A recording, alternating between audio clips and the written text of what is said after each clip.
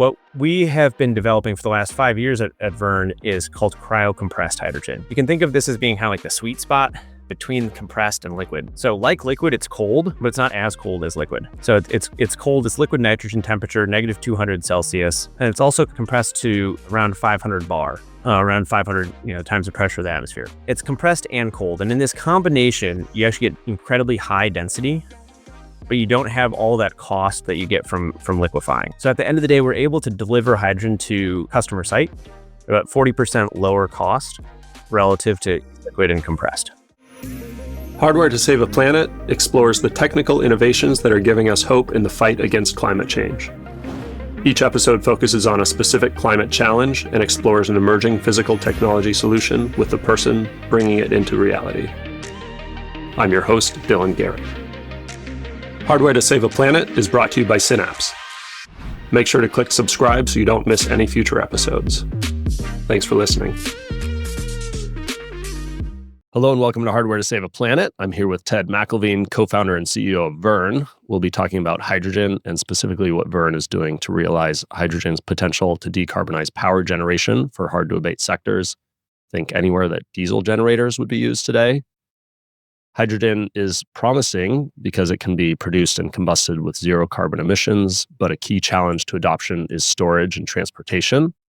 Compared to diesel, at ambient pressures and temperatures, it has only about a tenth the volumetric energy density. This leads to storing and transporting it in huge tanks. It can mean maintaining it at low temperatures and high pressures. All this makes it harder and more expensive to use in many applications. Verne's approach is to store hydrogen in its cryo-compressed state, which improves the volumetric energy density enough to open up the potential applications. That's my understanding, at least, but we'll hear more from Ted soon. And I'm really excited to learn what it means to do this in a safe and cost-effective way. To introduce Ted quickly, he has a bachelor's in chemistry from Harvard and an MBA from Stanford. He's also has been a Breakthrough Energy Business Fellow, and I really admire the work Breakthrough Energy is doing. Prior to founding Verne, he worked in renewable energy at Advanced Microgrid Solutions and spent a few years at Bain as a consultant. And I read in an old interview with you, Ted, that your climate activism goes way back to lobbying lawmakers as a 14-year-old. So it's really great to have you. Thanks for joining. Yeah, thanks, Dylan. And I'm impressed that you found that. I can't remember which interview I mentioned that in, so you did some good background on it. Did a little digging. Yeah. Did a little digging. Yeah. Is it true? It's true. I wrote my first letter. I was a cross-country skier growing up. I was really disappointed at a warm winter when I couldn't get out there on the trails. And that was my first introduction. I got to credit my parents a lot to that. Climate change and trying to start taking some actions to do something about it. That's where I'd like to start, actually, is like, how did you get to this place in your career? So it sounds like it started early where this was sort of on your mind. You went and studied chemistry, you got this MBA. What was sort of the path? What's like the common thread that got you to where you are now? Yeah, I've always been incredibly passionate about doing something about climate change. And so that was really the through line of all of my career so far. In undergrad, I got my degree in chemistry, as you mentioned. I worked in a lab for 3 years in undergrad where I was working on grid scale battery technology. So working on a new flow battery technology to help integrate renewables into the grid. My undergrad time, I realized I didn't really have it in me to be a bench chemist for my life. It wasn't what I was passionate about. What I was passionate about was actually the application I was working on. So climate change mitigation. I'd spent my whole undergrad, though, working on chemistry, really. I didn't have any business skills or experience. Spent a few years consulting, trying to build up that skill set before really diving back into renewable energy again, this time at Advanced Microgrid Solutions. A software company was working on improving the economics of grid scale wind, solar, battery storage, as well as behind the meter battery storage and microgrids. So that was a great introduction to power markets, to electricity, and also highlighted to me some of the challenges that everyone was going to face as we go through this decarbonization journey if we kind of kept doing the things the same way that we'd been doing them. And then particularly the challenge I saw was wind and solar getting a lot of great attention, and they should be, but electricity is only 25% of all emissions. And so what about the other 75%? I felt incredibly concerned that there wasn't a lot of attention going into that other 75%, and there wasn't a lot of innovation, a lot of talent, a lot of funds. It was just really overlooked. And so that's really what I set out to address when I left AMS and ended up starting Verne in 2020. I guess I hadn't thought about it that way. Electricity generation is 25% of emissions. Yeah. A big chunk of this remaining 75% can be mitigated by electrifying things, right? That's right. Yeah. So like transportation would be a great example. It's another major portion of emissions, and about 30% or so, I want to say, it can be electrified. But then you get down to things that are hard to electrify, and that's where hydrogen comes in. Is that a good way to think about it? Yes. And I would say another way to explain the problem is our power grid is currently built to serve that 25% of emissions. So the power grid is a certain size. We can have about 1.3 terawatts of power generation capacity in the US right now. And so it will be great to electrify a bunch of different end applications, but then the problem moves like one stage upstream in the value chain. So how do you actually get the electrons to all these electric vehicles? How do you get the electrons to these electrified industrial applications? That will require that we double the size of the power grid. So there's a number of different forecasts out there that say that the power grid has to double in size by 2050 if we're actually going to hit all of these decarbonization objectives. That can be a major challenge. We've been building the power grid for the last 100 years, and now we need to double it in the next 25. That's also running into a scenario where actually our power grid expansion, our transmission expansion has been slowing over the last 15 years. So we've actually been getting slower at growing the power grid at just the time we need to get much faster at doing so. It really takes around 10 years to build a new transmission line or longer. Nowhere kind of close to being on pace with the type of grid expansion that we need to actually be able to get electrons to all these newly electrified end-use applications.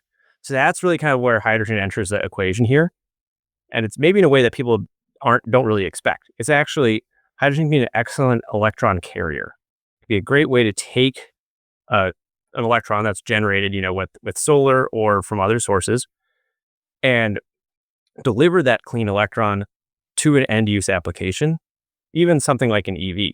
So something that needs to charge. Let's say you need to have an EV charged in a specific location.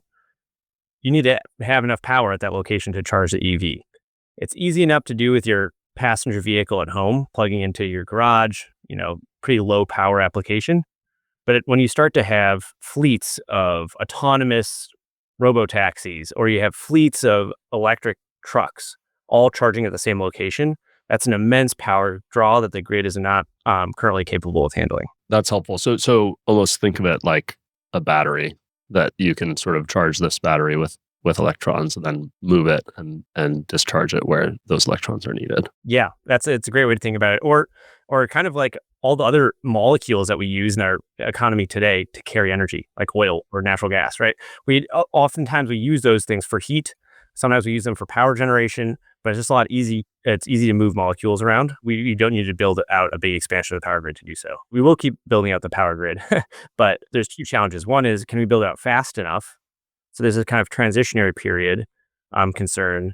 The other is, we won't build the power grid to all locations. There's a lot of remote locations or off-grid locations that currently rely on diesel generators, as you mentioned, and we also need to address those to fully decarbonize.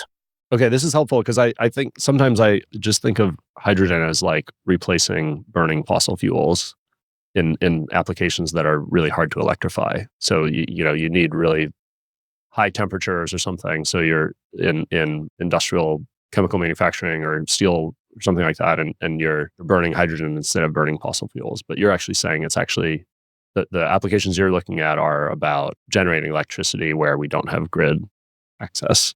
Yeah. And so you can think about it replacing diesel fuel. That's a great replacement that's happening there. And it's not diesel fuel in like the truck engine, it's diesel fuel in a generator. I think the amount of diesel generators that are installed across the country would really shock people. So I know I'm in California. The current amount of diesel generators installed in California right now is 15 gigawatts. To put that in perspective, the amount of peak power demand in California is about 45 to 50 gigawatts. So we've got installed in California about a third of the grid capacity just in terms of diesel generators. They're mainly backup generators. They're not normally running, thankfully, but there's a lot of them out there that are installed. That number 15 is twice what it was just 5 years ago.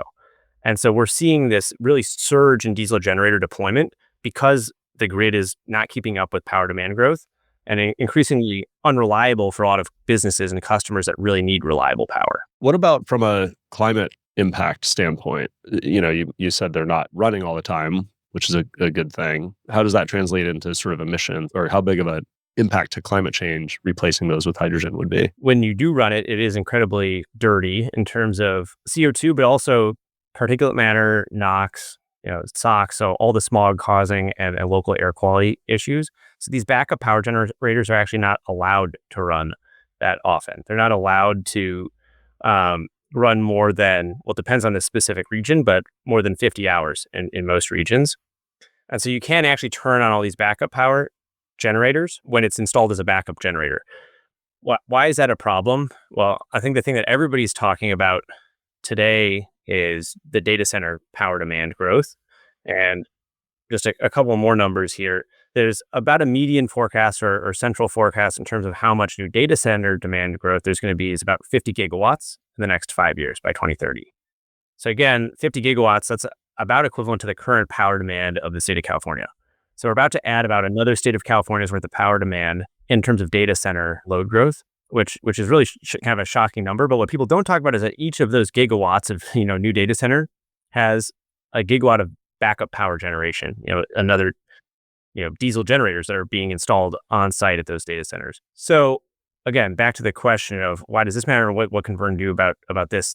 All this data center load growth ends ending up being a very big challenge for the grid to handle. It's really kind of unfortunate, the fact that they have these diesel generators that are on site, but that can't be turned on. You'd like to be able to turn on those diesel generators or turn on some sort of generator to help support the grid if there's a big shortage of electricity on the grid, but they can't because they're so dirty. So with hydrogen, if you didn't have diesel generators, but instead you had a hydrogen generator there on site, you'd be able to turn them on if the grid needed extra power, extra support. We'd be able to turn those on and really support the grid and do so cleanly. So while currently those generators aren't run that often, and for a good reason because there's so much pollution, you actually could run these on-site power generation generators with hydrogen more frequently. It's not a small kind of corner case. We're talking about, like the size of power of the state of California just for the data center application alone. And then there's other diesel generators I should mention that do run, close to 24/7. And that's at remote applications. So things like currently drilling for oil and gas, those diesel generators, they use diesel generators because they're in remote locations. You can think of, the big oil fields. They're running very major, big diesel generators close to 24/7 for the drilling operations. Now, hopefully we do less oil and gas drilling in the future. We're still doing a lot of it now, but some of that might transition over to geothermal drilling or transition over to drilling for geologic hydrogen. There's a lot of these remote power applications that do use diesel in a more continuous manner. This use case, like with the data centers of turning on when the grid needs more power when we need more power on the grid, is it right to think of that almost similar to like grid scale energy storage in the sense that it enables us to get more use out of our intermittent power sources like solar and wind? Yeah, it can provide a similar service to grid scale energy storage. It's the good question that often is, why are the data centers not installing batteries? Why are they installing diesel generators, right? In the first place. And it's simply because that batteries cost too much for that type of application. And these things are massive, and they want to be able to have really long duration backup. They don't want to just have backup for 2 hours or 4 hours. They want backup for a couple days in case the power goes down. And so because of that, yes, they have like immediate uninterruptible power supply batteries as like a split second backup at the data center. But then they also want to have this longer term, multi-day backup power capacity. And so that's why they have diesel today and not just like a 2 or 4 hour battery on site. Currently serving that longer term backup power need. And then if you have that as a clean power generation, clean on-site power generation, or you're using it to support the grid, it can kind of help buffer intermittency, like a long duration energy storage, as you're mentioning. It can also help with demand response. So, if you have a surge in power demand, everybody turns on their TVs, air conditioning, EV chargers at the same time. and there's a big shock in demand to the system, this can help supply power. One of the more likely scenarios is you have a heat wave. Everybody's running their AC nonstop for a week, and then you just do need more power generation capacity. So it actually helps us get more use out of the grid we have rather than the grid needing to be sized for those peak events. Exactly, because in that scenario, if you have all those generators running, then this data center, for example, islands, as they call it, it kind of like disappears from the grid because it's generating all the power it needs. So it's not drawing on the grid anymore, which means there's more, the grid can then handle everybody's EV charger and AC. Air conditioners and all that, yeah. Exactly. What your innovation, if I understand it right, is about the way you store the hydrogen. Is that right? And can you explain why that's an important kind of approach that you're taking? Definitely. So just kind of getting into what led us to start the company in the first place is a lot of what we've been talking about. Essentially, electrons is great, but it's constraint right now. And what we really saw is that we need a clean molecule, some sort of clean molecule that can really complement the grid and complement our ability to get power to where it's needed. Okay, so that's kind of the big picture is what's this clean molecule going to be? And when we started the company, we saw a lot of promising things about hydrogen, but also a few of the bottlenecks and challenges. A few of the promising things are you can make it in a variety of different ways. A lot of people know about electrolysis. That's gotten a lot of attention, but there's also other clean ways, zero emission ways to make hydrogen, such as pyrolysis. You essentially take natural gas and strip the hydrogens off of the carbon. And you can do that in a zero emission way. And it's different from blue hydrogen, which I know some people talk about, which is hydrogen that you then add carbon capture to the production. So anyway, there's many different ways to make hydrogen, including many clean ways. And they've been getting a lot of attention and research. There's a lot of different companies working on different hydrogen to power generators and fuel cells and all sorts of technologies on the consumption and use of hydrogen. But the middle of the value chain, how to store and transport it efficiently, was really receiving very little attention, both in terms of research and innovation and also companies addressing that stage of the value chain. So what we saw is two conventional technologies that were used to move and transport hydrogen. You could compress the molecule or you could liquefy it. And so you can think of this as very analogous to natural gas, right? You can have CNG or LNG. The same thing with hydrogen. You have compressed hydrogen or liquid hydrogen. The problem is these two ways of storing and transporting the molecule are both expensive. And they're both expensive for different reasons. Liquid hydrogen is very expensive to liquefy, but then you get to a high density and it's cheap to move because it's this high density molecule as a liquid. But you end up paying all that cost up front, upstream at the liquefaction stage. Then on the other hand, compressed hydrogen, it's cheap to compress, but the density is still very low. And so it's expensive to move and store because you don't get a lot of hydrogen per tank. You don't get a lot of hydrogen moved per truckload. And so both of them are expensive. It's just a cost trade-off of densification versus delivery cost. What we have been developing for the last 5 years at Verne is called cryo-compressed hydrogen. You can think of this as being kind of like the sweet spot between compressed and liquid. So like liquid, it's cold, but it's not as cold as liquid. So it's cold, it's liquid nitrogen temperature, negative 200 Celsius. And it's also compressed to around 500 bar.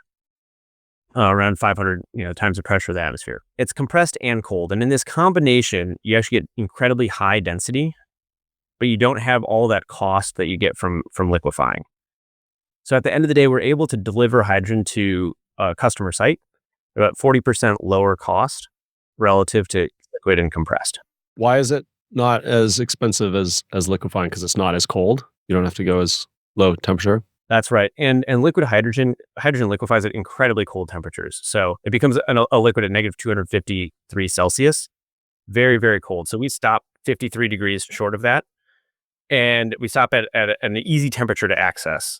Liquid nitrogen temperature is relatively straightforward to get to. That last 53 degrees is incredibly challenging. You have to go through a few additional refrigerant loops, and everything in the entire plant has to be rated for that cold temperature. Ends up being quite challenging and very expensive, both from a CapEx side as well as from the energy input required to get it down to those cold temperatures. I want to hear more about your system, but it brings up a question I was going to ask you as you're talking about sort of the origin of the company. And we talked about this a little bit before we hit record here, but when I first found information about Verne, I saw stuff about how you were addressing the trucking industry. And I'm curious to hear kind of why you started there and then what that pivot looked like why you're now not specifically looking at trucking. Yeah. So when we started the company, it wasn't as I was just talking about. We saw that we need a clean molecule in the overall economy for our decarbonization. And hydrogen can be a great molecule to be our clean molecule, cheap and easy to produce, a number of different ways to use it. And then the real bottleneck was on the storage and transport. So that was the key kind of high level insight that led us to start the company and start focusing on cryocompression. When we had begun to develop this system, we then, like any startup or new company, are looking for the right commercial partners to help us scale us and bring it to market. And at that time, around 2021, 2022, there's a lot of activity on hydrogen being used for heavy duty transport. So this was, major trucking companies building out hydrogen trucks, major truck fleets expressing their interest in solving some of their hardest to serve segments in the long haul and heavy operations. So there's a lot of momentum going that direction. We actually work with a couple of the big truck manufacturers and major fleets in the space. Even got as far as developing a system that we installed on a heavy duty truck, a hydrogen storage system that we installed on a heavy duty truck, and it worked. So essentially, kind of proved out that model. What happened then was really more at the industry level.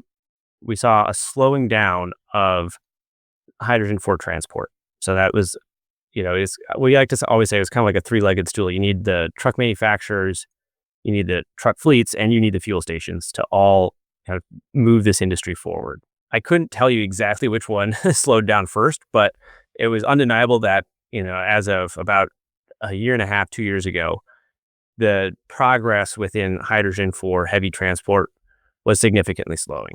That's fine if you're a major truck manufacturer or if you're a major truck fleet. It's not fine for a startup that needs to grow the business. And so when we saw that start to happen, we really took a step back and said, okay, we got this great technology that can move and store hydrogen at a low cost. It could be used for a fuel tank on a vehicle, or it could be used to move the molecule for other reasons. And that's where we really kind of pivoted the business and got to where we are now. And what I'm quite excited about with the market that we're in now is that we don't see that same industry dynamic where you need to have all of these interdependent parties all going in the same direction. We're in a space now that we see just going in one direction. We're going to use more and more electricity.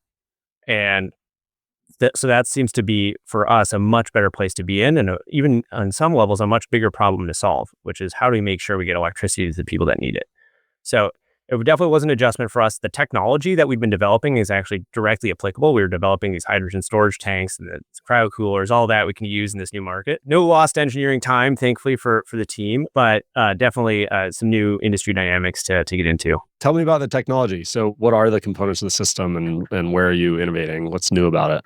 Yes, we really have two different products, two different technologies. One is the method of storing hydrogen in this high density state. So like I mentioned, it's cold and compressed. So that requires us to store compressed hydrogen. So we have a carbon fiber tank. Then we also have to keep it cold. So it's wrapped in insulation. That insulation is a combination of material that protects against radiation, as well as a vacuum layer, vacuum jacket. So you have these carbon fiber tanks surrounded by a vacuum jacket that keep the hydrogen cold and compressed. We did a lot of experimentation and development, iteration on that product, the hydrogen storage system, to make sure that we had something that keeps the hydrogen at this cold temperature, high density state, and is durable, has a long lifespan. So that's one product. Then the other is upstream of that. How do you actually chill the hydrogen? We don't have to reinvent hydrogen compressors. There's a lot of those that exist. What we have to do is take that compressed hydrogen and cool it down. And so we send that hydrogen through a heat exchanger. You can envision this as essentially a metal block that has, channels for hydrogen to flow through. It also has channels for a refrigerant, in our case, liquid nitrogen. So we have this cold metal block or heat exchanger that is chilling down the hydrogen as it's passing through. So those are really the two technologies. Densification, which is that process of cooling compressed hydrogen in a continuous operational way. So there's a lot of controls and software that are involved in that heat exchanger unit, as well as the storage tanks that then go on the trucks that deliver hydrogen to an end use site and can store it, stationary storage on site as well. Are other people doing cryo-compressed hydrogen or is that in and of itself novel? It's quite novel. So there's one other company that has done some work on cryo-compressed hydrogen based in Germany. They're started around similar time as Verne in 2020, but in the US, we're the one company working on it. And the German company is heavily focused on transport as well. So they're more focused on using cryo-compressed hydrogen for heavy-duty trucking, as we were originally when we got started.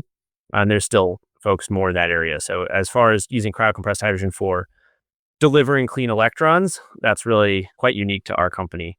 Now, I will say the technology itself, there'd been earlier stage research on cryocompression for about 20 years, mainly out of the national lab here in the Bay Area, Lawrence Livermore National Lab.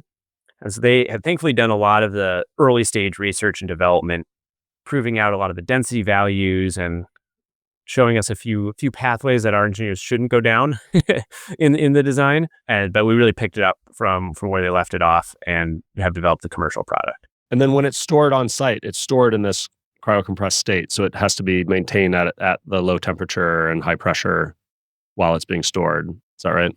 It can be stored either cryocompressed or compressed. So that will really depend on the frequency of the usage. So if it's truly as a backup power type usage that is expected to be used very infrequently, we would store it as a compressed gas, so we don't have to keep it cold. But if it's used regularly, then you can store it on site as a cold compressed gas. And then converting that to electricity, are you also providing a generator? And is there innovation there, or is there some other way that's done? Yeah. Thankfully, we don't need to reinvent the wheel there. There's a number of companies that have developed those generators, and really across a broad spectrum of different technology types. There's the one that many people might know about or have heard about, a fuel cell. That's essentially the electrochemical way to convert hydrogen, combine hydrogen and oxygen, and you make water, and you also get CO2. Sorry, not CO2.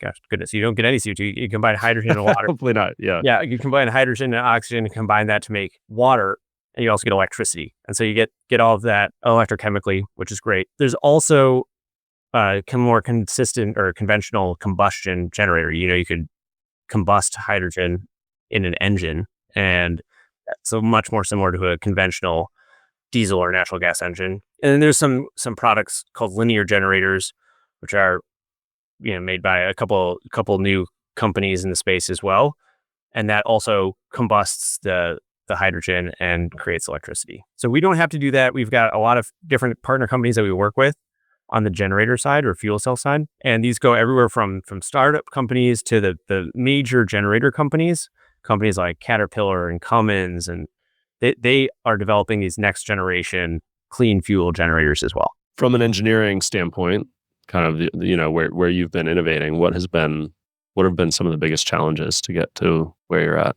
Yeah, one of the challenges, and this is what's resulted in some of our IP as well, is the fact that a lot of materials get brittle when they get cold. And we're storing hydrogen cold and compressed. And so we need to develop the right materials to actually stay strong while they're cold. So that was some real innovative research that our team worked on there to find the right materials to actually store hydrogen in this cold and compressed state.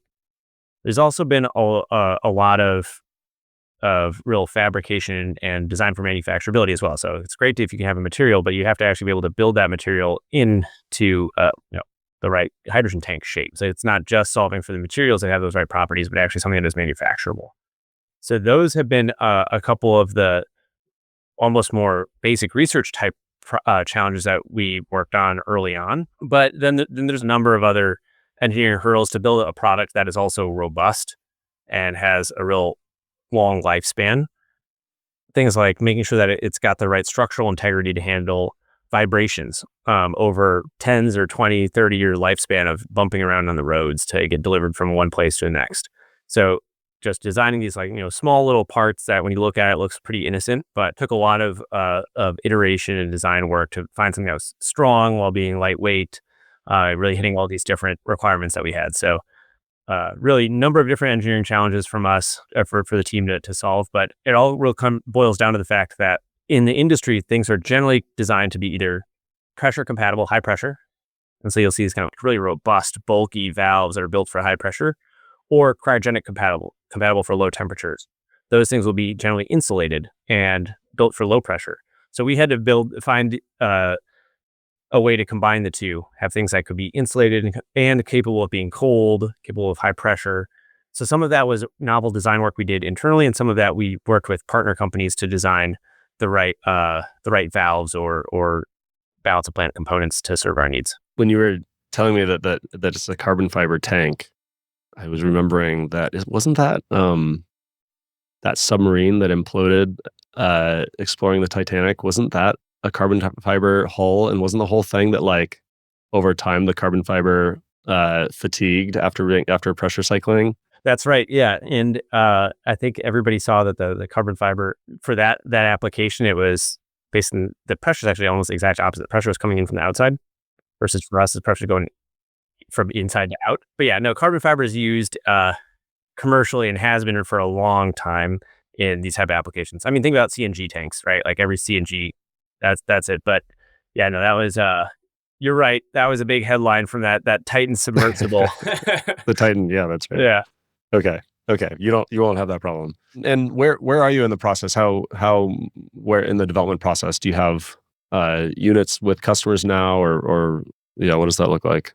Yeah, so we're currently in the process of opening up our first manufacturing line. So it's in Pennsylvania. So we've done a number of different pilots and demos with some major customers as well. And so now we're in the stage of scaling up. We're opening up this manufacturing line, and that in and of itself is a big process, of course, to go from building things by hand in a workshop to doing it on a manufacturing basis. That the first tanks that we produce will be produced later this year on the manufacturing line, I should say. So the first tanks coming off the manufacturing line will happen later this year. We then target to get our certifications for those first tanks, DOT certifications next year, and then can begin selling those commercially. So we're at that scale up inflection point. What will you sell? Are you selling your equipment, or are you going to sell sort of hydrogen as a service? So for our customers, we're actually selling electricity. So kilowatt hours, that they will need. And so what we do, our business model is we lease generators. So we lease a generator that's the right size for the customer's power needs. And we supply them with the fuel, the hydrogen fuel. A lot of the customers we're talking to, they could care less about hydrogen. They just need more electricity, right? And so they want to have a cheap power source and a clean power source. They really pay us two different components in the bill. One is essentially that fixed monthly cost, the lease cost to have the generator on site, to have any additional on-site storage that they might need. And then they pay for the amount of fuel that they use, the amount of hydrogen that is consumed. And so on a classic power bill, it looks like you normally have that capacity charge, a fixed amount per megawatt of installed capacity, and then the energy charge, the amount per megawatt hour or kilowatt hour of electricity that you actually consume. It's reminding me of this DOE, what do they call it? Hydrogen shot target. Yeah. They have this target of a dollar per kilogram in 1 decade from when this started in 2021, right? So by 2031, we're supposed to be at $1 per kilogram of hydrogen. And I've just heard people say that like that's such a hard target to hit. But I don't know much about it. I'm curious because I imagine like your business is really influenced by how close to that target we get, right? That makes these electrons cheaper for your customers and at the end of the day and more attractive. Where are we on that path? So I think there's been a lot of talk about hydrogen remaining quite expensive, which is true. I think it's especially true if you think about electrolysis. So I think one thing to kind of clear up in the industry is that a lot of people conflate all of hydrogen with electrolytic green hydrogen. So that's that hydrogen where you start with water and split it with electricity to make hydrogen. That has stayed quite expensive. And why is that? Well, one of the critical input assumptions is a power cost that is used to make that hydrogen.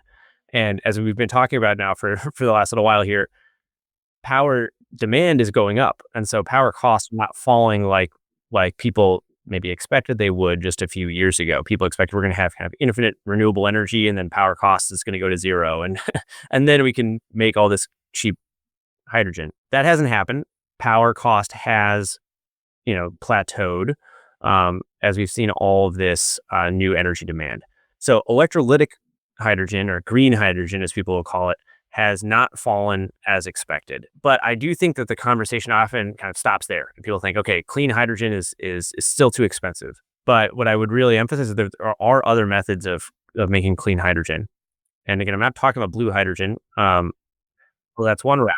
The other is pyrolysis, and you can actually just take, in an oxygen-free environment, which means that you can't make CO2 because you need oxygen for CO2. In an oxygen-free environment, you heat up methane and you strip off the hydrogens. So that's just one example. There's other, routes that people are working on for, geologic hydrogen maybe or others to get cheap hydrogen at really high volumes. So we have seen a lot of different hydrogen suppliers have quoted us hydrogen prices that are quite cheap. Now they're in the, let's say, between the $1 and $3 range for hydrogen production. And that's just a couple years out. So that's well ahead of that 2031 timeframe. So, I'm not against electrolytic hydrogen. I think green hydrogen is great, but it's not the only thing, not the only pathway to achieving a low cost hydrogen supply. I think that's really important to know. The other thing I'd mention as well is that the cost of hydrogen, I think another kind of interesting thing within the hydrogen ecosystem is it's really important for hydrogen to be $1 per kilogram if you're trying to replace current industrial uses of hydrogen. So, hydrogen is used today for oil refining. That's used today for ammonia production. If you want to replace that gray hydrogen with clean hydrogen, you have to compete on cost. You need to get down to that $1 per kilogram price point. There's really not a willingness to pay a premium from those sectors. But for things like power generation, it doesn't have to compete with gray hydrogen. You have to compete with diesel. And diesel is actually pretty expensive. Not only is diesel expensive, but diesel generators are inefficient. And so you can afford to pay a much higher price on the hydrogen. There's a much higher willingness to pay in this power generation sector because you're really competing. You got an efficiency improvement over a diesel generator, and diesel itself is quite expensive. So actually, these are the places where green hydrogen will be adopted first because it kind of pencils out financially. Yeah, so that's definitely our view. We've heard a lot about, I think some conventional thought in the industry is start by using hydrogen to replace gray hydrogen, where hydrogen is used today, refining and ammonia. The challenge is those sectors really don't have a high willingness to pay for hydrogen. They want hydrogen to be the same cost it is for them today, whereas there's some other markets that have a higher willingness to pay, and that is markets like power generation. And do you get any benefit with your customers for being more sustainable or lower emissions than diesel, or is it purely a financial and kind of operational decision for them? I'll say it depends, but most of our early customers do really appreciate the fact that it is lower emissions. A lot of the ways that they think about it is they're trying to future-proof their operations. While sustainability might not be the top demand for most of the people we talk to today, they do have targets or goals or long-term strategies where they know that being low emission is going to be important in the future.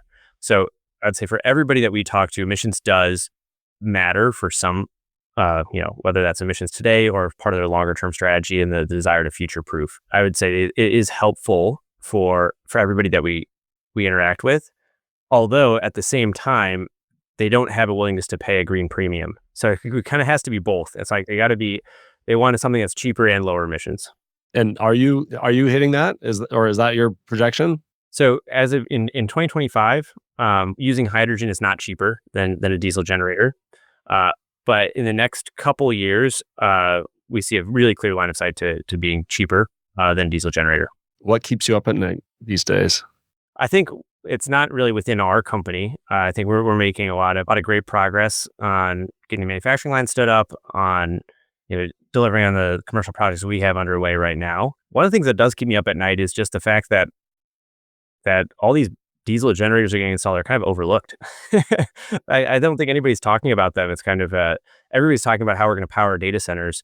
But if we're going to install 50 gigawatts of data centers, again, the fact that we might install 50 gigawatts of diesel backup power just seems incredibly mind-blowing to me. So I want to bring some awareness to that. I hope that we don't do that as a country as we're building out power generation capacity. When you kind of look at that scale, what's a reasonable kind of bite out of that Verne could take? Or I don't know, how does Verne's trajectory sort of align with that kind of scale we're talking about? Yeah, I mean, that's massive scale right there. Our target for 2030 is to be doing 250 megawatts. And already that is for us a very healthy, like $500 million a year business. So we can grow a sizable, healthy business at, really a fraction of this new power generation capacity. In terms of impact we'd like to have, though, of course, the sky's the limit. We'd love to serve all 50 gigawatts of it to make sure that we can have as big a climate impact as possible. Just feels like there's this very like temporal aspect to it. Like we're, designing and building and commissioning these data centers now. The sooner we can kind of start to replace those diesel generators in the pipeline, the better it feels like. Because once they're installed, it's probably a lot harder to go and replace them with a hydrogen generator. Is that right?